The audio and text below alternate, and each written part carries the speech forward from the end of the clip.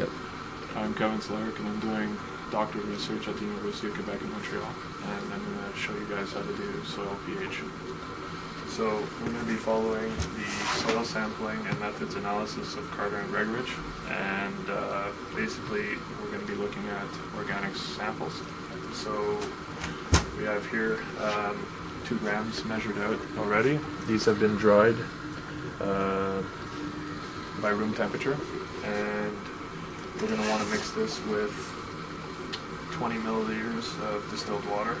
So we just basically run that in, make sure you don't miss any bits, place that down. Right here we're going to show different samples. So right now you can see that it's not mixing very well, so we're going to have to centrifuge it using this machine to mix the water and the material together. We'll do this for about 20 to 30 minutes.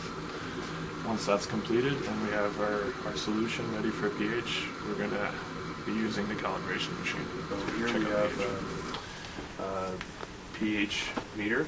It's a VWR Symphony SB80PI. So I'm going to show you guys how to use this. So first we turn the machine on, and first we have to calibrate it. So here's the pH probe. First you remove the cap, and if you could see, there's a little probe in here. Now when you have prolonged use of this machine, the solution inside, which is silver chloride, you have to replace that. So there's a little breathing tube right here. If we slide this down, there's a little hole there. In order to make your measurements accurate, we have to make sure that this hole is open. So this is placed like such, and I'll just make sure that it's clean and ready to go, and then we could start calibrating.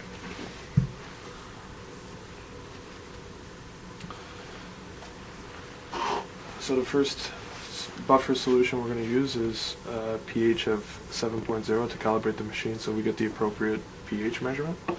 So this is simply done by sticking the probe inside the solution. We press calibrate on the machine. Now this is ready for calibration. So when we slide the probe inside the solution,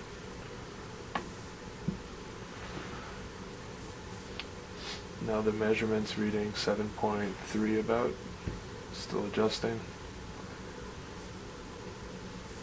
Okay, 7.1. If we hold calibrate down, now we're given the opportunity to adjust it. So we'll adjust this to 7.00.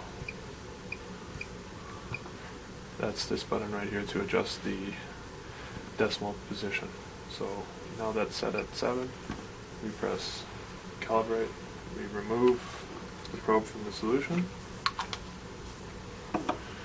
This machine needs to be calibrated twice, once at 7.0 and the second solution at 4. So we clean the probe with distilled water.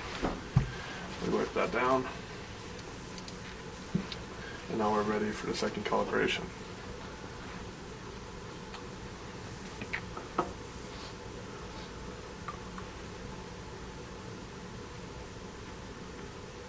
Make sure it's in there.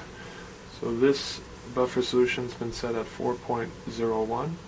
We could see that the machine's bringing it right down to 4.01 or close. If it's not correctly calibrated, we actually calibrated this a few moments before the video, so it should be pretty close to 4.01. Good. I'll cheat time a little bit and set this.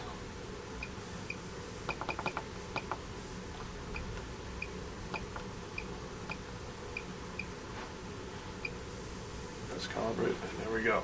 So now our machine's calibrated. We'll just clean this off before we do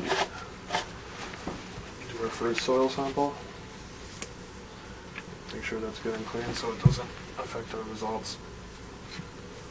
Again, it's important to make sure that the hole is open on the top here to correctly measure. So now, again, we mix these with the centrifuge for about 30 minutes, and then let it sit for an additional 15. So this is ready for pH. So we make sure that the probe is actually in the solution, and we wait for the pH meter to read it.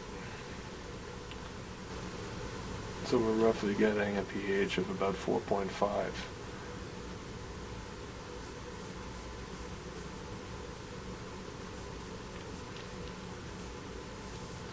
And we'll stop it about there, 4.4,